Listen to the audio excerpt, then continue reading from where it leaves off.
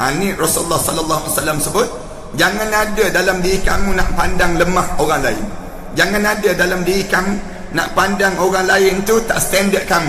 Walaupun kamu ada agama, walaupun kamu ni diberi oleh Allah banyak amal ibadah, jangan kamu pandang orang lain ni tak ada kekuatan langsung. La ilaha illallah Muhammadun Rasulullah alaihi salatullah wa alihi wal ahibba.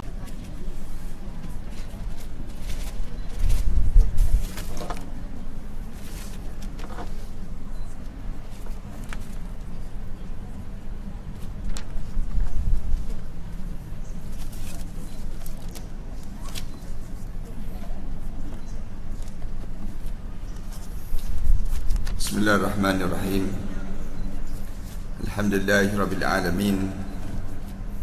Wassalatu wassalamu ala asyrafil anbiya'i wal mursalin wa ala alihi wa sahbihi ajma'in. Subhanaka la ilma lana illa ma 'allamtana innaka antal alimul hakim.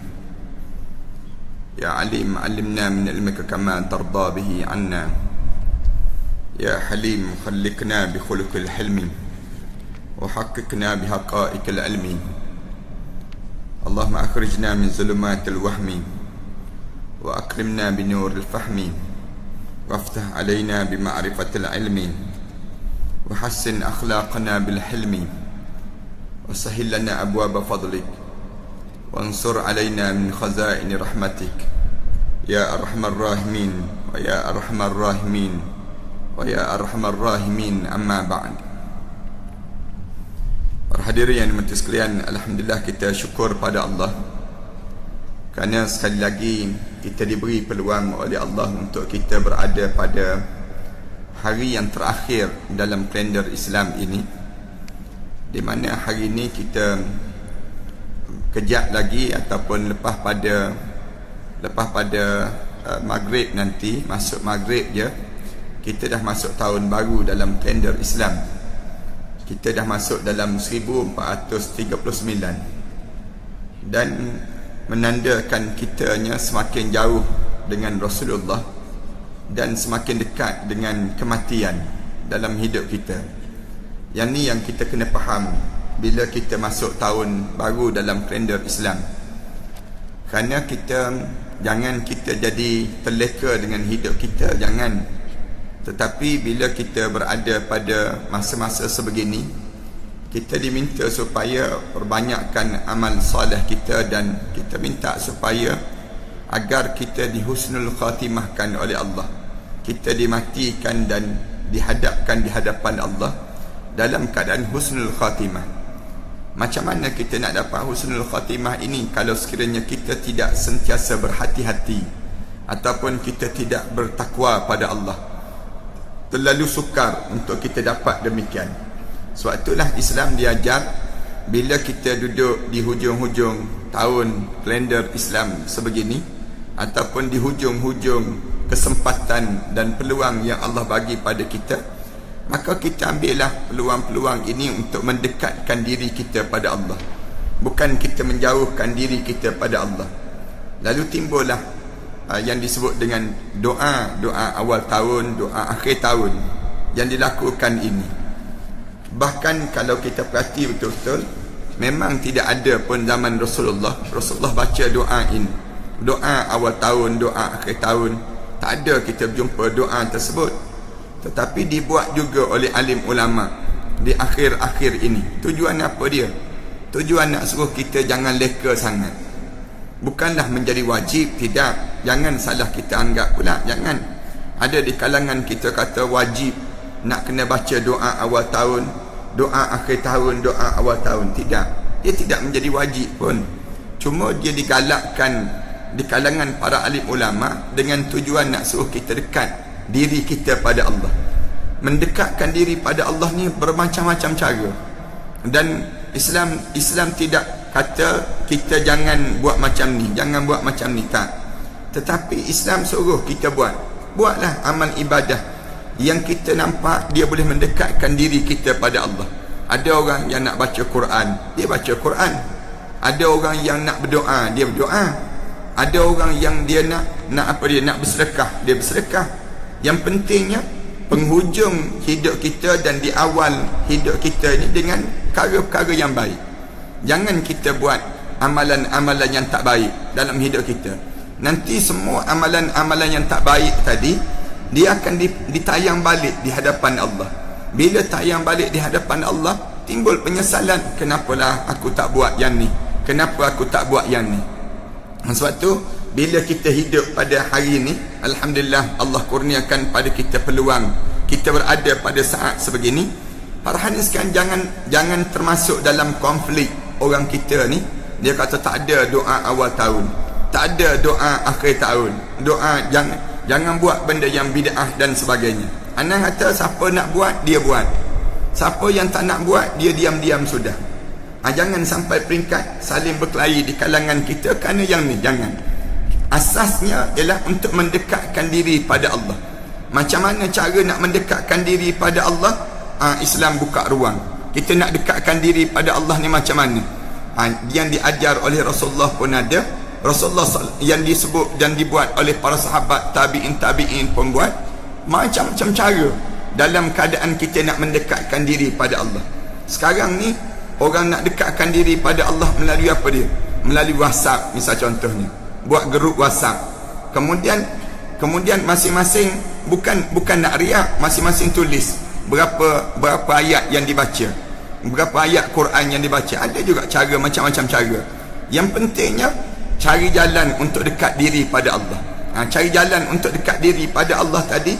Jangan buat maksiat sudah, tetapi buat benda yang dibenarkan dalam syarak selagi mana tidak bercanggah. Dan jangan direka-reka amal ibadah tadi. Adapun kita baca doa, tidak direka-reka. Adapun yang disebut dengan kita bersedekah, tidak direka-reka. Cuma bila masa ketika mana itu terpulang pada diri masing-masing. Anda nak sebut hari ni biasanya kalau hari ni macam-macam cara orang kita. Ramai ada yang kata bid'ah, ada yang kata tak pun, tak jadi masalah. Yang anda sebut, siapa yang nak buat dia buat, nak baca doa. Siapa yang tak nak buat dia diam-diam sudah. Jangan berkelahi dalam urusan ini. Yang pentingnya biar kita dekat dengan Allah dalam hidup kita, dalam menuju pada keradaan Allah dalam kehidupan kita seharian.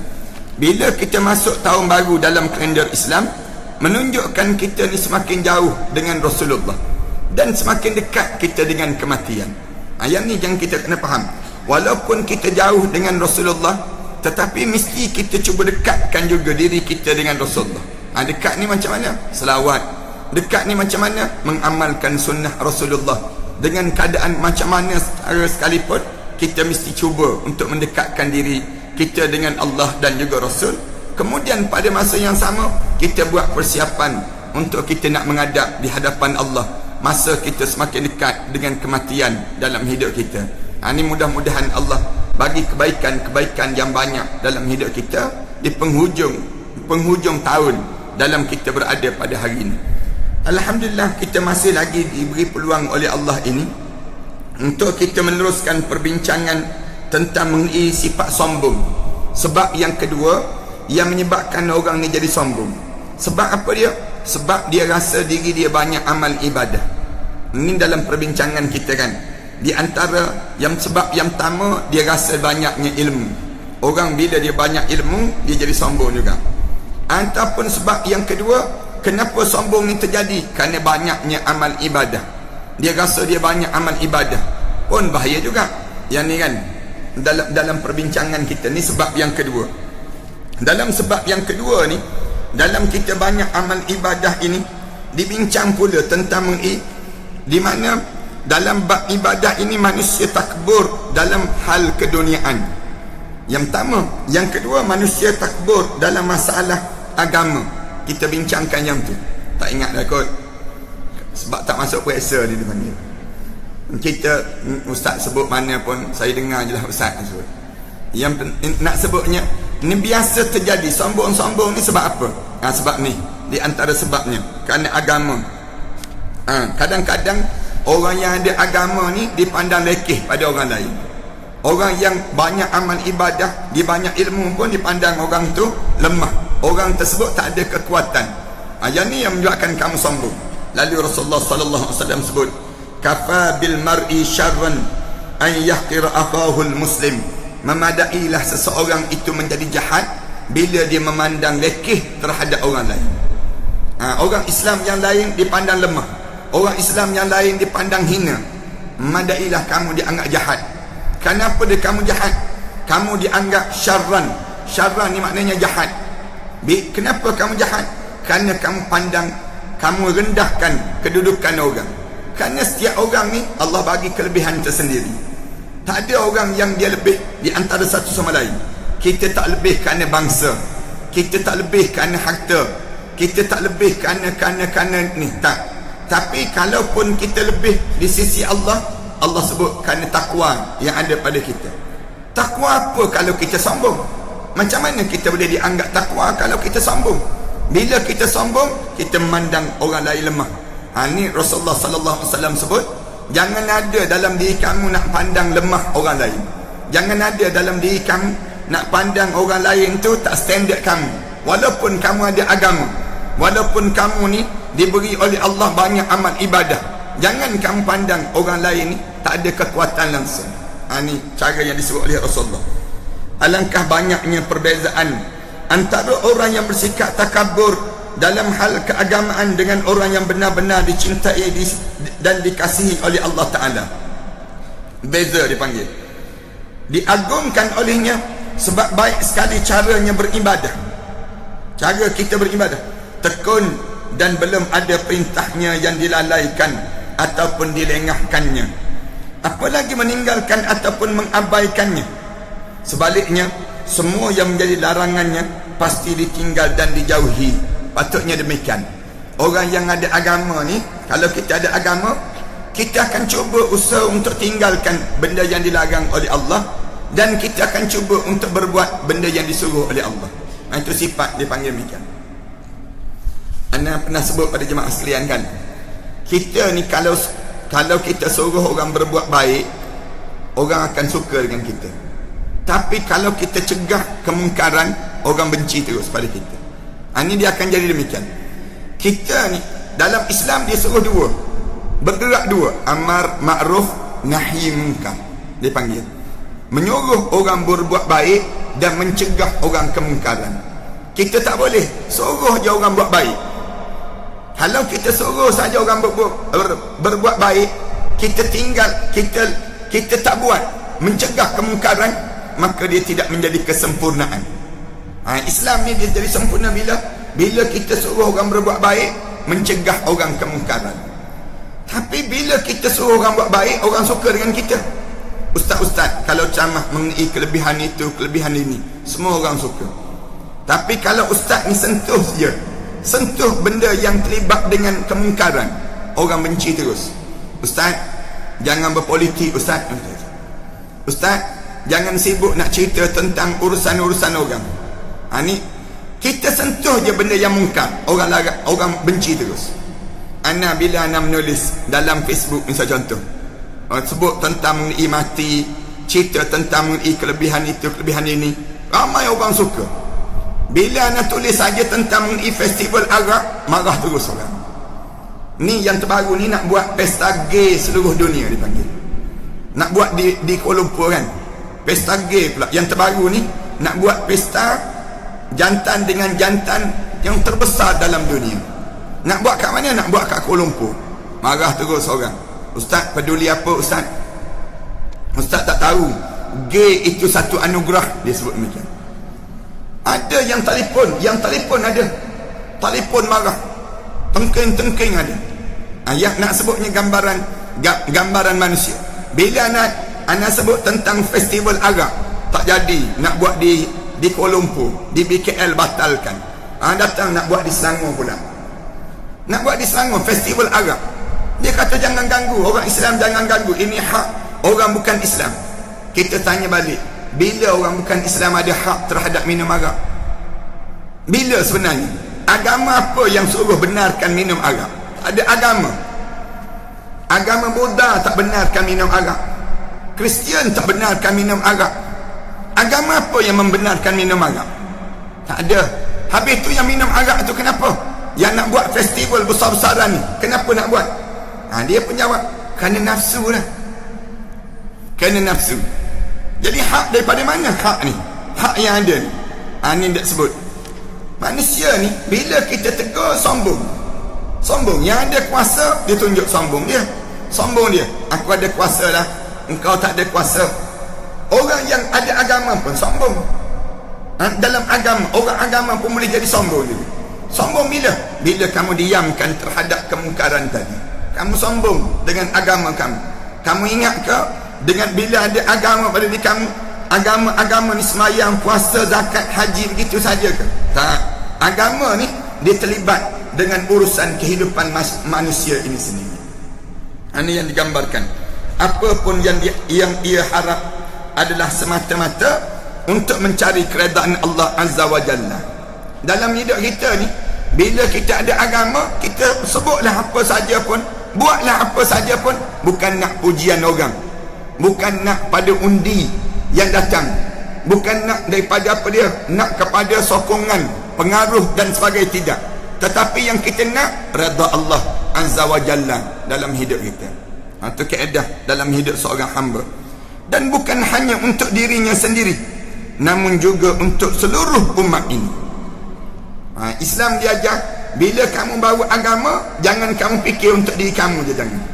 Kalau Islam ni untuk diri sendiri, Rasulullah tak perlu berhijrah. Kalau Islam ni hanya untuk diri sendiri, tak perlu nak hijrah. Duduk kat rumah, duduk kat Mekah aja.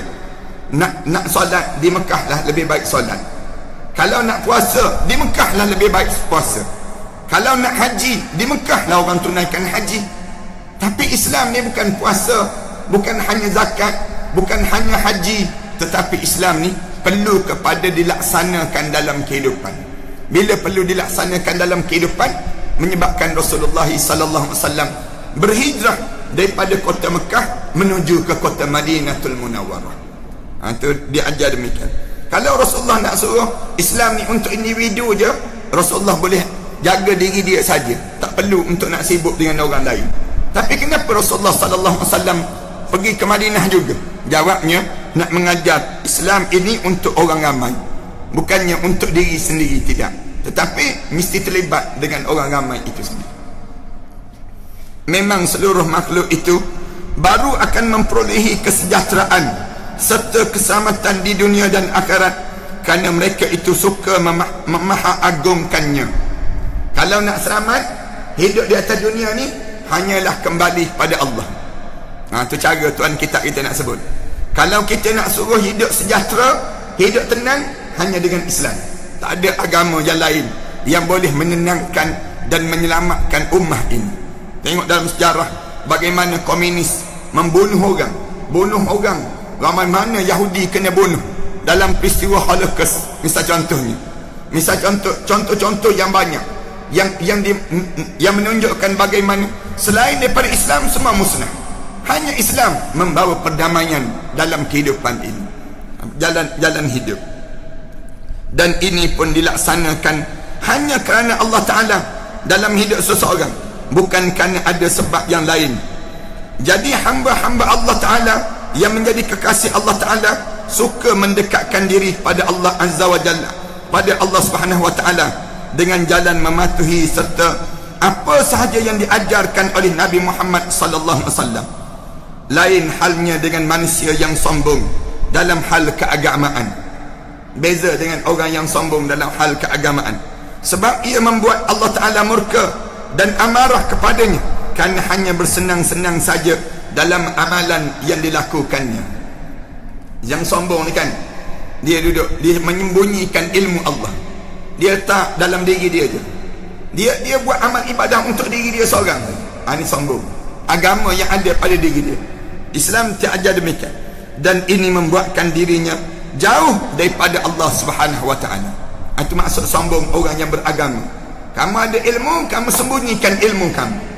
Bila kamu sembunyi ilmu kamu tadi, inilah tanda kesombongan di antara sombong yang ada di kalangan kamu tadi. Bila Rasulullah cerita kepada sahabat-sahabat, Rasulullah sallallahu alaihi wasallam cerita pada sahabat-sahabat orang yang paling ramai di kalangan umat aku yang masuk dalam syurga Allah ialah orang miskin, kata Rasulullah. Orang miskin lebih ramai daripada orang kaya. Yang ramai masuk dalam syurga ni di kalangan umat aku ialah orang miskin. Rasulullah sebut demikian. Orang kaya ada tapi tak ramai. Dah lah tak ramai, lambat pula masuk dalam syurga. Kenapa? Kerana orang kaya ni dia banyak harta, banyak benda yang dia buat yang menyebabkan dia lambat untuk masuk dalam syurga Allah. Sahabat-sahabat yang kaya ni rasa sedih. Sahabat-sahabat yang kaya ni rasa sedih. Sedih kan? Macam mana nak suruh dapat juga sebagaimana orang yang miskin tadi. Orang miskin ni kenapa dia senang masuk dalam syurga Allah? Dia ni banyak masa dia dengan Allah. Orang kaya banyak masa dengan dunia dibandingkan dengan banyaknya masa dengan Allah. Itu dia jadi demikian. Yang menyebabkan mula-mula peringkat awal orang miskin ni rasa sedih. Ya Rasulullah, sedaplah orang kaya di kalangan kita ni orang Islam. Dia dah lah kaya, dia infak banyak pula. Kami ni orang miskin, kami nak masuk syurga macam mana ya Rasulullah? Kami nak menandingi orang kaya ni. Rasulullah ajar pada sahabat-sahabat yang susah. Kamu ni dah kamu susah, kamu banyakkan zikir. Rasulullah sebut zikir, subhanallah walhamdulillah wala ilaha illallah wallahu akbar. Lepas solat jangan kamu tinggal, sebut subhanallah 33 kali, alhamdulillah 33 kali, Allahu akbar 33 kali. Ini Rasulullah ajar pada sahabat-sahabat yang miskin. Sahabat-sahabat yang miskin ni bila lepas solat saja bagi salam, sahabat-sahabat yang kaya ni cepat tingkah bangun, pergi terus kerana banyak kerja yang mereka kena buat. Tapi sahabat-sahabat yang miskin ni dia duduk je. Mula-mula tak ramai, lama-lama semakin ramai, duduk wirid zikir masing-masing. Duduk wirid zikir masing-masing ni, sahabat-sahabat kaya ni jadi heran. Orang kaya ni jadi heran, kenapa orang miskin ni lepas aja semayang di kalangan sahabat yang susah ni, lepas semayang tukumak kami mulut dia. Mulut ni dalam keadaan tak berhenti. Dia baca apa? Katanya orang kaya. Sahabat-sahabat yang kaya ni tanya. Lalu pergi jumpa dengan mereka, mula cari jalan. Apa yang kamu baca? Apa yang kamu baca? Bisik. Sahabat-sahabat miskin ni bersalah nak ajar macam mana pada orang kaya. Kerana dia dah lah duit banyak, dia infak. Kita ni duit tak ada, kita tak boleh nak infak. Sahabat-sahabat yang ada ni je, wirid je. Wirid yang Rasulullah suruh menandingi orang kaya. Lama-lama bila begitu dia pujuk-pujuk, sahabat-sahabat yang kaya ni kata, ilmu ni jangan disembunyi, dia sebut. Ilmu ni jangan sembunyi. Kalau sembunyi ilmu jadi sombong. Jadi sombong dalam hidup. Amalan yang kamu buat jangan kamu sembunyi. Lama-lama mereka pun sebut, Rasulullah ajar untuk menandingi kamu, sahabat-sahabat yang banyak harta, kami diajar supaya wirid, sebut subhanallah walhamdulillah wala ilaha illallah wallahu akbar. Sahabat-sahabat kaya ni lepas semayang tak bangun juga, wirid juga. Lepas mulai daripada saat tersebut wirid juga. Sahabat-sahabat miskin pun mula rasa galak, kenapalah pergi ajar ilmu ini, ilmu nak masuk dalam syurga Allah ini. Kemudian mereka mengadu balik pada Rasulullah, ya Rasulullah, macam mana Rasulullah, orang kaya dah buat amalan sama dengan kita juga, kita ni tak ada peluang lah nak masuk syurga nanti. Lalu menyebabkan di waktu mana sebut saja begitu Rasulullah tersenyum. Rasulullah kata, di kalangan kita dibuatlah amalan masing-masing supaya kita dekat diri kita dengan Allah. Rasulullah ajar pada sahabat-sahabat, jangan dengkilah orang nak buat amal ibadah, dia buatlah amal ibadah. Kita jangan ada perasaan sombong nak menyembunyikan ilmu yang Allah kurniakan pada kita. Orang kita kan sampai kalau Allah bagi ilmu, dia jadikan secret ilmu dia.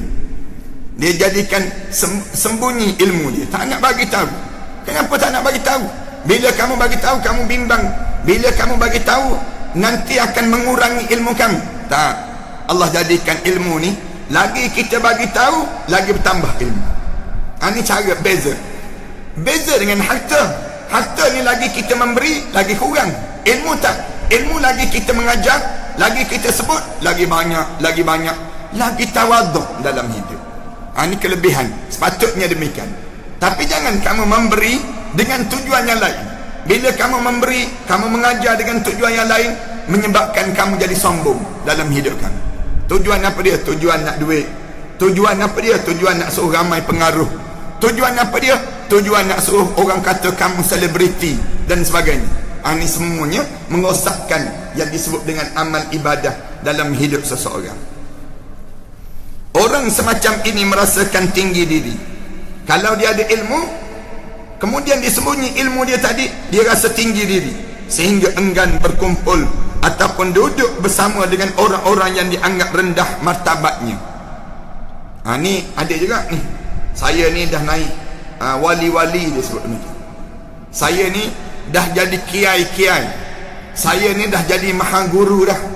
Jadi standard saya tak boleh duduk dengan orang bawah-bawah. Dia rasa demikian. Oleh karenanya, maka bagaimana ia akan dicintai oleh umatnya, bahkan dia dibenci dan tidak diperhatikan apa sahaja yang datang daripada orang itu. Mula tak dapat manfaat dalam hidup dia. Jikalau seseorang itu sudah demikian keadaannya, maka dapatlah kiranya ia dinaikkan oleh Allah Ta'ala dalam amal perbuatan yang dilakukannya. Orang yang semacam itu sudah semesti manakala Allah Ta'ala menghinakannya, dan pula bagaimana ia dapat dianggap berbakti kepadanya, sama sekali tidak mungkin, malah dapatlah dimasukkan ke dalam golongan orang-orang yang lalai dan juga alpa sepanjang hidup di atas dunia ini. Ini sebab yang kedua. Kenapa orang ni jadi sombong? Kenapa senang nak jadi sombong? Yang pertama kerana ilmu, yang kedua kerana amal ibadah. Kerana amal ibadah orang jadi sombong juga. Ini sebab yang ketiga pula. Sebab yang ketiga, takabur dengan menggunakan kebangsawanan. Sombong sebab keturunan. Ini pernah ada kan? Saya ni keturunan tengku-tengku. Saya ni keturunan raja-raja. Saya ni keturunan wan-wan. Saya keturunan nik-nik. Saya keturunan Said. Saya keturunan Syarifah. Ni bangga dengan keturunan. Keturunan ni biasanya manusia jadi sombong. Manusia jadi sombong juga. Ataupun keturunan seseorang yang merasa memiliki keturunan yang mulia, yang lazim disebut bangsawan, baik ia daripada golongan bangsa Arab, Melayu ataupun lain-lainnya, sama je perangai dia. Tuan kitab kita ni sebut ni, bangsa Arab pun sama, Melayu pun sama. Melayu pun sama juga. Orang Melayu kan takkan hilang Melayu di dunia. Yang dia sendiri hilang entah ke mana. Yang dia sendiri tak tahu kubur kat mana. Dia sebut, sedap je dia sebut, takkan hilang Melayu di dunia. Padahal kubur dia pun kita tak tahu kat mana. Ini pun kita ni bangga dengan keturunan. Yang ni sombong dengan keturunan. Bahaya sangat di kalangan kita. Kan kalau di kampung-kampung dulu, bangga ni anak ketua kampung. Bangga ni anak ketua balai polis. Dulu bangga ni keturunan ayah dia kerja polis. Misal contoh, anak polis, anak cikgu. Bangga juga. Kerana beza sikit. Zaman-zaman dahulu lah. Zaman sekarang ni anak cikgu sayu je jadi. Kemudian anak apa dia? Anak polis lagi sayu je. Nak sebutnya kita zaman kita. Zaman kita ni anak siapa yang rasa bangga? Bila dia anak daripada keturunan raja-raja. Bila dia keturunan daripada tengku-tengku. Dia rasa dia keturunan daripada ustaz-ustaz, misal contoh. Dia keturunan yang macam dia bangga. Di saat mana dia bangga tu, sombong tu masuk dalam tu badan dia. Di saat bangga tadi. Umumnya suka menghina orang-orang yang tidak sama kebangsawanannya. Biasanya dia mula merendahkan. Orang India kan dia ada kasta. Kasta. Paria ni kasta yang paling rendah lah, senang ceritanya. Jenis paria dia sebut demikian. Kasta yang jenis tak ada nilai pada diri dia. Kasta ni sendiri. Alhamdulillah kita ni tak adalah sampai tahap-tahap yang demikian. Kasta dipanggil. Misalnya yang bukan bangsawan, itu lebih tinggi ilmu pengetahuannya. Zaman-zaman dahulu kan, mana kalau tidak ada yang tidak di kalangan bangsawan, dan lebih baik amal perbuatannya dalam menunaikan ajaran agama. Kadang-kadang yang bukan bangsawan tu jauh lebih baik daripada orang yang bangsawan. Kalau dia ada dia keturunan bangsawan, yang jenis wan-wan ni lah, yang jenis wan-wan. Bila dia ada agamawan ke, bangsawan ke, ataupun jenis keturunan-keturunan, biasa dia rasa hebat, akhirnya dia sendirinya tak pergi belajar. Tak nak belajar. Kenapa tak nak belajar? Saya ni kan keturunan ustaz-ustaz, keturunan agamawan, daripada dermawan, misal contoh, daripada bangsawan, yang jenis demikian. Akhirnya tak nak belajar lah, sombong. Senang untuk jenis demikian. Manakala orang yang tak ada keturunan, yang tak ada apa-apa, yang dia rasa yang ni pula nak menuntut ilmu, yang ni pula berusaha mendapatkan kedudukan, kebaikan dalam hidup dengan ilmu-ilmu yang banyak. Ada kalanya takaburnya sudah melampaui batas, sehingga kan menganggap bahawa semua orang yang bukan bangsawan itu adalah budak dan hamba sahaya sahaja. Ini pun bahaya juga. Bila sampai satu ketika dia anggap bahawa orang yang tidak sama dengan keturunan dia hanyalah hamba-hamba dan layak sebagai budak-budak yang boleh diarahkan bila-bila masa. Mereka yang dapat, kemudian yang dapat diperintahkan untuk mengerjakan apa sahaja yang menjadi keinginan mereka, ucapannya wajib diikuti. Ucapan dia tu wajib diikuti, dan pendapatnya sekalipun jelas, salah harus ditaati. Bahkan berkumpul sekedudukan dan bercampur serta berbincang dengan golongan yang dianggap rendah itu pun mereka enggan dan tidak disukai. Ini perangai orang yang hidup bangsawan. Bila dia dah rasa keturunan dia hebat, dia tak boleh duduk dengan orang yang bawah-bawahan ini semua. Dulu-dulu kan kalau pergi ke sekolah, dia ada geng-geng cantik dengan geng-geng hodoh. Geng-geng cantik kena berkawan dengan geng-geng cantik je. Dia tak boleh berkawan dengan geng-geng hodoh. Geng-geng hodoh kalau berkawan dengan geng-geng cantik, yang menyebabkan hilanglah kecantikan geng-geng cantik. Dia rasa demikian. Ini pun ada juga penyakit. Kemudian geng-geng cerdik tak boleh berkawan dengan geng-geng bodoh. Dia anggap demikian. Ni kumpulan apa dia? Kumpulan tak cerdik ni. Ni kumpulan cerdik. Dia jadi demikian. Dia jadi tim, jadi pasukan demikian. Bukan zaman dahulu, zaman sekarang pun yang pergi bakar Ma'had Tahfiz tu siapa? Geng-geng syabu tu, geng-geng syabu. Geng-geng syabu tu dia pakat buat-buat dia. Tak logik. Kalau kita fikir lah, logik ke pikul tunggas naik sampai ke atas, kemudian bawa tilam lagi, letak lagi kat depan tu. Semalam mana dengan bomba penyelamat yang 50 orang yang pergi selamatkan bangunan tersebutlah. Dia kata tu pun lewat ustaz. Dia kata 40 minit dah terbakar itu. Padahal balai bomba dengan tempat tu tak sampai 2 km. Tak sampai 2 km. Sampai kami dapat panggilan nilai lambat disebut. Dapat panggilan lambat. Yang seorang tu meniti air mata pegawai bomba ni. Bila dia raikan mereka semalam di Masjid Al-Bukhari di Jalan Hang Tuah tu di Kuala Lumpur, ana camah dengan mereka ni. Kemudian lepas mereka tersebut duduk makan dengan pegawai bomba yang tersebut. Ana tanyalah.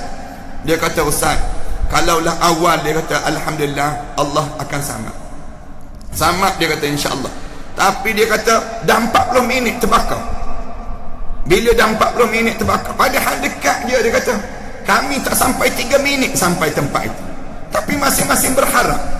Bila masing-masing berharap, agak orang tu lah telefon, orang ni lah telefon, agak orang ni telefon, ataupun boleh jadikannya ingat kecil je boleh padam sendiri.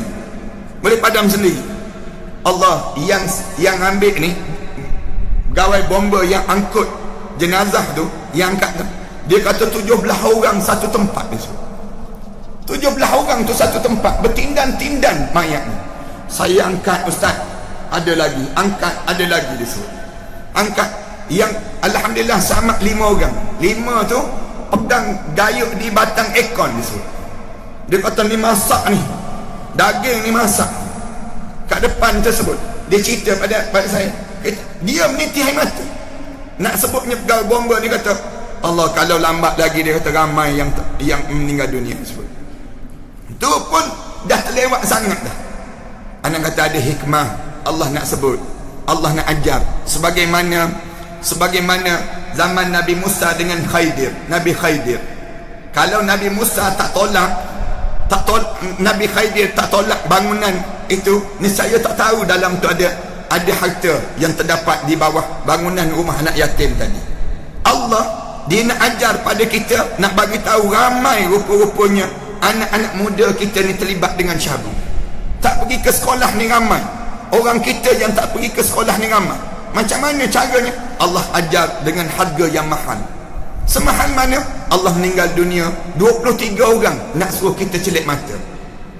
Selama ni orang tak peduli. Mana orang peduli sekolah Ma'had Tahfiz?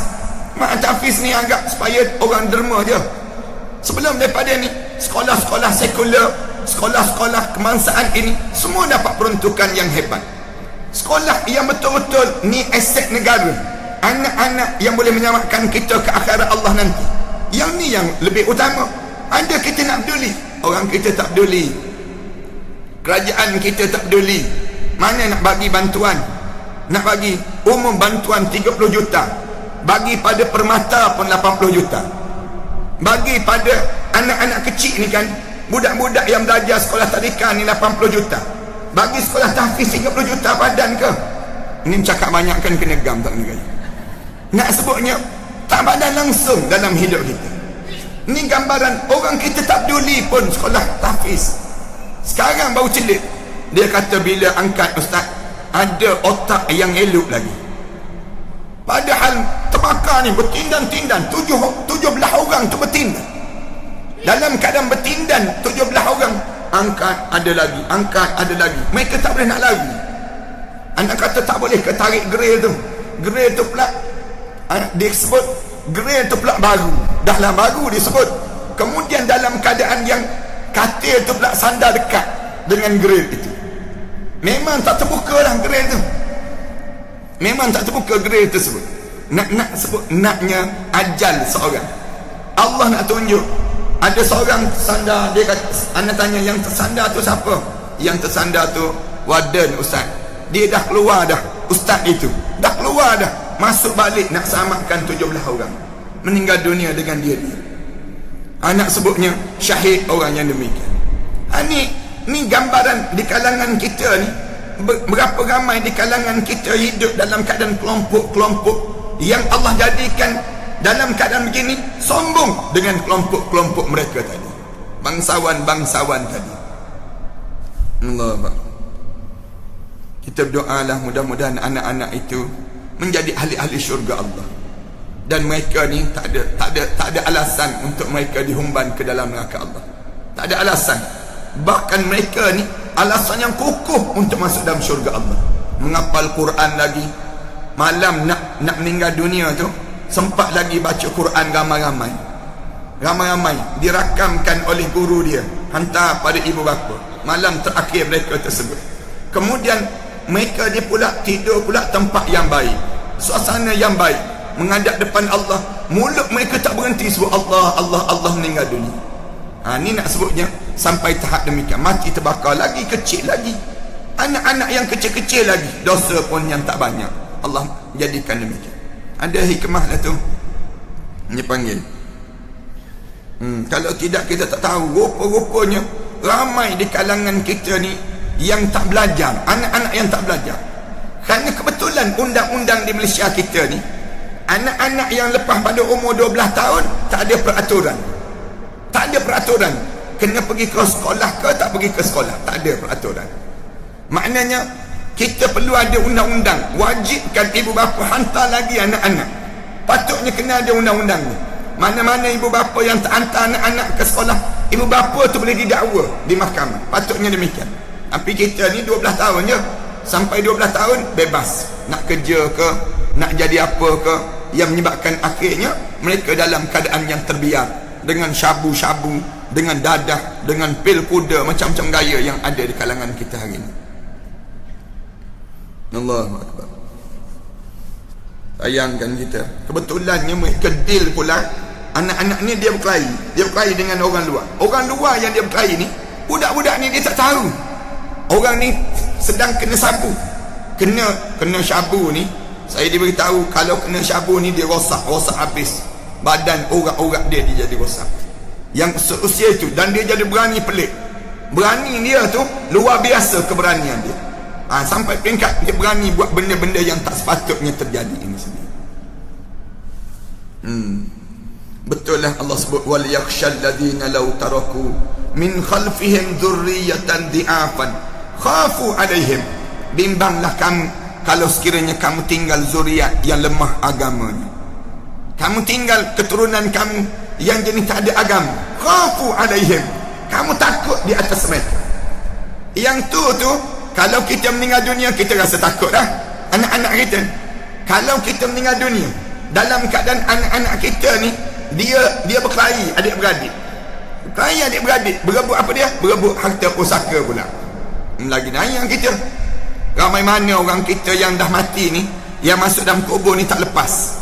Kenapa tak lepas laginya? Kerana anak-anak sedang berkelahi, berebut harta pusaka yang belum habis-habis lagi. Berapa tahun dah mak kita, ayah kita meninggal dunia, ayah mak kita meninggal dunia ni, yang kita tak peduli harta pusaka tersebut. Harta tersebut ataupun kita berkelahi, tak tegur siapa adik-beradik, berebut. Ada orang yang conquer, dia ambil semua harta peninggalan tadi, dijadikan milik dia, dia tak bagi pada adik-beradik dia yang lain. Ada orang yang dia kata waktu mana hidup mak dah bagi pada saya, ayah dah bagi pada saya, jadi milik saya bukan milik kamu. Akhirnya berkelahi adik-beradik di kalangan mereka tersebut. Banyak tuan-tuan dalam bab ini. Jangan main-main dalam bab harta ni. Orang belajar agama pun tengok dalam bab harta berpinar mata. Dalam hidup kita je, bila dalam bab harta ni ramai di kalangan kita terpinga-pinga. Kemudian yang akhirnya mereka menjadi kumpulan mereka dan enggan dan tidak disukai. Natijah ataupun buah daripada sikap takabur semacam ini ialah suka berkata muluk-muluk dan tinggi-tinggi. Bila ada orang yang dia ni hidup menjadi bangsawan, dia nak suruh orang puji dia. Dia nak suruh orang kata yang baik-baik di depan dia. Dia tak nak orang cakap benda yang tak baik di hadapan dia, benda yang dipuji-puji. Dan ini yang amat membahayakan seseorang. Bahaya dalam hidup kita. Kalau hidup kita ni sentiasa dipuji, nak suruh kita ni naik sepanjang masa. Sebab lisan yang sudah terlanjur mengatakan sesuatu adalah bagaikan pedang, ia akan memotong lehernya sendiri. Mana-mana cakapan yang puji orang bangsawan ini, maknanya dia akan kerak kepala dia, mati dia. Bila dia mati, dia tengok yang ni tak ada. Bahaya tuan-tuan, bahaya. Jangan puji lebih-lebih. Siapa-siapa yang dia berada dalam golongan kelompok bangsawan, keluarga yang hebat dan sebagainya, jangan dia terpana dengan pujian-pujian yang dipuji oleh seseorang itu. Jangan. Bahaya dengan pujian ini. Ramai mana yang mati dalam keadaan dia tak bersedia, kerana dia mati dalam keadaan pujian semata-mata. Kesan pada diri. Orang yang disakiti dengan ucapan itu pada umumnya lebih merasa pedih daripada terkena tusukan belati. Takabur sedemikian itu betul-betul merupakan urat nadi yang tersembunyi dalam jiwa seseorang dan tidak dapat memaklumi selain daripada diri orang yang dihinakan, sedangkan pelakuannya sendiri sama sekali tidak merasakan hal ini, dikira biasa sahaja pada diri dia. Orang yang melakukan ketakburan tersebut tidak henti-henti melaksanakan itu, menghina dan merendahkan orang lain. Bila dia rasa diri dia hebat, dia akan rendah-rendahkan orang lain, sekalipun ia manusia yang sebenarnya saleh serta berakal. Namun akibatnya ialah kesalehannya dan akalnya telah tertutup oleh perbuatan yang tidak dapat dipertanggungjawabkan pada diri. Tetapi mungkin hal itu akan lenyap dan tidak sampai meresap ke akar-akarnya manakala keadaan-keadaan yang di sekelilingnya sudah bersih daripada apa yang nyata, kotor dan busuk. Demikianlah pula apabila ada sesuatu yang menyebabkan adanya kemarahan yang datang daripada orang yang diseganinya, maka yang memadamkan cahaya penglihatan hatinya, batinnya akan lenyap, dan akhirnya kebenaranlah yang akan meresap dalam jiwa sucinya.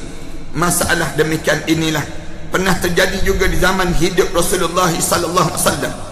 Peristiwa itu adalah sebagaimana yang disebut dalam sebuah hadis, iaitu ruwiya an Abi Dzar annahu qala qawaltu rajulan inda Nabi sallallahu alaihi wasallam faqultu lahu ya ibn Sauda faqala an-nabi ya Abu Dzar taffas laysa ibn Bayda ala ibn Sauda fadlan faqala Abu Dzar rahimahullah fattaja'tu wa qultu lirrijal qum qatta ala khaddi. Berlaku Abu Dzar Al-Ghifari. Abu Dzar Al-Ghifari ni sahabat Rasulullah sallallahu alaihi wasallam. Abu Dzar ni dia seorang sahabat yang rajin mengikut Rasulullah. Pernah satu ketika katanya Abu Dzar, dia berkata, aku pernah menyatakan pada seorang lelaki, aku pernah panggil seorang lelaki ni, qawaltu rajulan indan Nabi. Waktu tu Nabi ada sebelah aku. Nabi ada sebelah aku ni, aku panggil orang tersebut. Aku panggil orang tu, hai anak orang wanita yang berkulit hitam tersebut. Wahai anak yang kulit hitam, wahai budak kulit hitam. Senang cerita, dia panggil mereka. Faqala Nabi sallallahu alaihi wasallam, Nabi dengar, Nabi tegur terus. Nabi suruh Abu Dzar, katanya Rasulullah, kamu ni buat pertimbangan yang berat sebelah. Kamu ni cakap macam ni berat sebelah kamu cakap. Bukan macam tu. Rasulullah sebut, berat sebelah kamu cakap ni. Tafusar, kamu ni cakap ni memang sumbing. Senang cerita, kamu cakap ni sumbang. Cakapan kamu tidak ada kelebihan. Lalu disebut laisa ibn Bayda, tak ada kelebihan anak orang yang kulit putih. Anak orang kulit putih dibandingkan dengan orang yang kulit hitam, atas seorang anak daripada kulit hitam. Abu Dzar bila dengar saja begitu, aku terus tersembam ke bumi. Fattaja'tu, aku ni tersungkur terus. Bila aku dengar Rasulullah sebut macam tu, aku tersungkur terus, katanya Abu Dzar. Wa qultu lirrijal, aku sebut pada lelaki tadi, berdirilah kamu. Kemudian injak-injakkan pipi aku sekarang. Kamu bangun sekarang.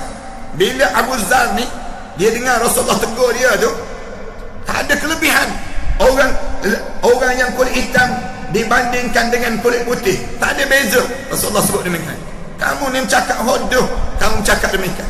Abu Dzar ni dia perasan Rasulullah marah, dia pun sungkur badan dia.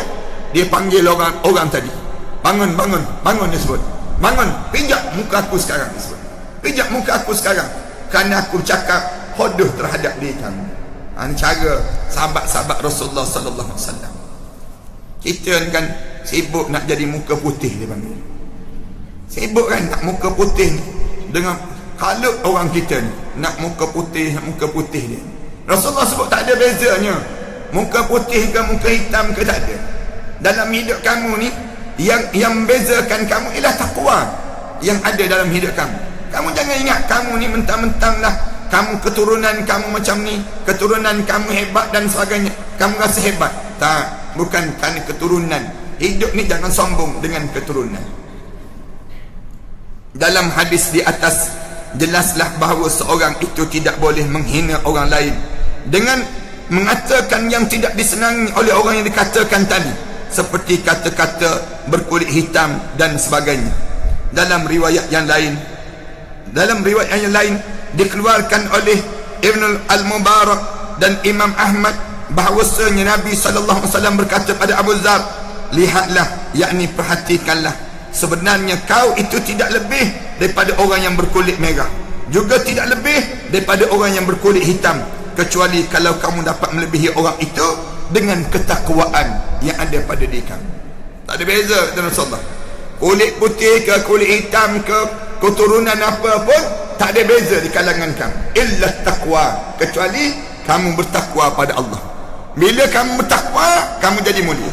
Kamu tidak mulia dengan bangsa kamu, kamu tidak mulia dengan keturunan kamu.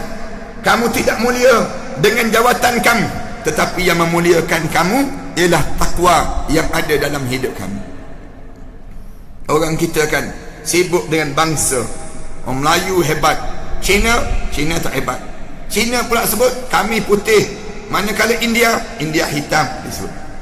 Sedap dia sebut demikian. Tak ada beza Melayu ke India ke Cina ke orang asli ke orang apa pun, tak ada beza, kecuali bila seorang tersebut ada takwa.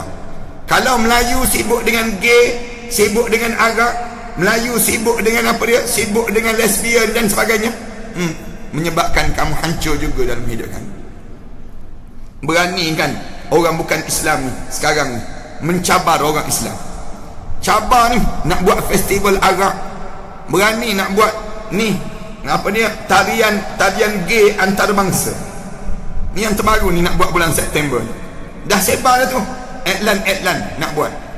Tak berhenti di kalangan mereka ni mencabar ke, dia panggil orang Islam ni dia ada hak dia juga. Dia ada hak dia.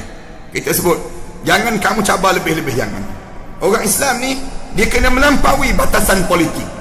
Dia tak ada orang kafir sampai begitu sekali mencabar orang Islam. Tak ada kekuatan langsung di kalangan kita. Biarkan benda demikian, rosaklah kita. Sebab tu kita minta supaya mereka yang berkuasa ambil tindakan. Kena berani. Bila di BKL haramkan festival arak, bila kita sebut disebut oleh ramai orang Islam, kami membantah sekeras-kerasnya, bantah di BKL pun istihar. Di BKL Dewan Bandaraya Kuala Lumpur istihar batal festival arak ini. Kami tak luluskan. Bangun 2-3 orang ahli parlimen yang bukan Islam ni pakat mengencam di BKL pula. Ini kesan bila kita lantik orang bukan Islam menjadi pemimpin orang Islam. Itulah kesan dia dalam hidup kita. Ini gambaran bagaimana teruknya yang dilakukan. Tu belum bincangkan lagi tentang Shah Alam. Shah Alam kita ni pun sama juga. Ketua Majlis Bandaraya Shah Alam ni siapa? Orang bukan Islam. Yang menjaga orang Islam di kawasan kita. Ketua WIP, ketua ahli majlis, siapa? Orang bukan Islam. Ni Shah Alam. Nak sebut demikian. Punca apa? Punca kita yang nanti, kita yang bagi mereka untuk menguasai orang Islam ini sendiri. Kalau nak cerita banyak nanti benda yang masyarakat kita tak tahu, tak nampak. Kesan dia apa dia? Bila kesan tersebut baru masuk benda-benda yang dilarang oleh Allah. Banyak benda-benda yang dilarang. Bila berlaku bantahan di kalangan Islam, mereka akan sebut ini hak orang bukan Islam. Terpulang pada mereka. Kilang nak buat dengan araknya, dengan rumah urutnya dan sebagainya. Kesian kadang-kadang kita tengok benda demikian. Ana hadir dalam majlis mesyuarat pelesinan. Ana tengok tu kadang-kadang satu tempat tu macam di Sungai Buloh. Sungai Buloh ni kawasan MBSA lagi. Satu kawasan kecil ada 10 lesen arak yang diluluskan. Nak buat apa kawasan yang demikian? Nak sebutnya yang lulus ni bukannya Majlis Bandaraya, pejabat tanah yang luluskan, memberi lesen tadi. Pejabat tanah. Apa hubung kait pejabat tanah dengan arak ni? Tengok cara pelik dan berbeliknya hidup itu. Cakap banyak kan kena kita. Nak gambarkan tentang bagaimana keadaan yang mereka lakukan. Akhirnya serang Ustaz Dasuki ni begini, Ustaz Dasuki begini. Dia sebut serangan dia akan lakukan. Nak jatuhkan apa dia? Nak rosakkan, nak jahatkan kita. Keadaan yang berlaku. Semalam mana hantar personal message. Dan kata, ada masalah apa-apa, hubungi saya direct. Jangan kamu duk kalut dengan benda yang lain. Saya sebut pada ketua WIP tersebut. Ada masalah apa-apa, hubungi saya direct. Bagi tahu pada saya direct. Dia sebarkan tentang nak buat jahat macam-macam gaya pada kita. Camkanlah baik-baik, dia sebut. Bagaimana peringatan Rasulullah sallallahu alaihi wasallam pada sahabatnya, yakni Abu Dzar. Sebab ia merasakan dirinya itu ada kelebihan, kerana itu ia adalah anak daripada wanita yang berkulit putih. Abu Dzar ni dia rasa dia ni hebat, yang menyebabkan dianya merendahkan orang lain. perasaan sedemikian itu nyata-nyata merupakan kesalahan besar dan kebodohan yang amat tercela. Syamkanlah pula bagaimana Abu Dzar langsung bertaubat dan menunjukkan menjatuhkan ketakburannya yang diumpamakan pohon, dan menjatuhkan pun memerlukan tenaga yang kukuh dan juga kuat. Cuba tengok Abu Dzar tadi, bila Rasulullah tegur, terus tunduk. Abu Dzar letak terus muka dia ke atas tanah, suruh orang tersebut hinakan balik pada saya, kerana saya menghina kamu tadi. Teknik Abu Dzar tadi, orang tu pun tak buat lah. Kalau orang tu buat, jenuh jugalah. Dia panggil pergi pijak muka dia, misal contohnya. Tapi dia ni nak sebutnya dia minta maaf di atas kesilapan yang dilakukan tadi, sebab akar-akarnya sudah tertancap di dalam bumi ini. Maka Abu Dzar lalu menyuruh orang yang dihinakan itu menginjak-injak pipinya dengan kaki. Dengan itu kita dapat mengerti bahawa tujuan Abu Dzar adalah ingin merendahkan rasa takaburnya, sehingga tidak akan timbul kembali. Kepala adalah anggota tubuh manusia yang paling dihormati. Kepala ni badan yang paling dihormati, sedangkan kaki adalah anggota manusia yang letaknya paling bawah. Menginjakkan dengan kaki kanan dan kaki kiri diangkat ke atas, bukankah ini lebih menyakitkan? Begitulah cara bertaubat yang dilakukan oleh kaum salaf, yakni nenek moyang kita dahulu, yang termasuk golongan salihin atau yang baik-baik untuk amal perbuatan yang ditunjukkan itu. Mengapa Abu Dzar berbuat demikian?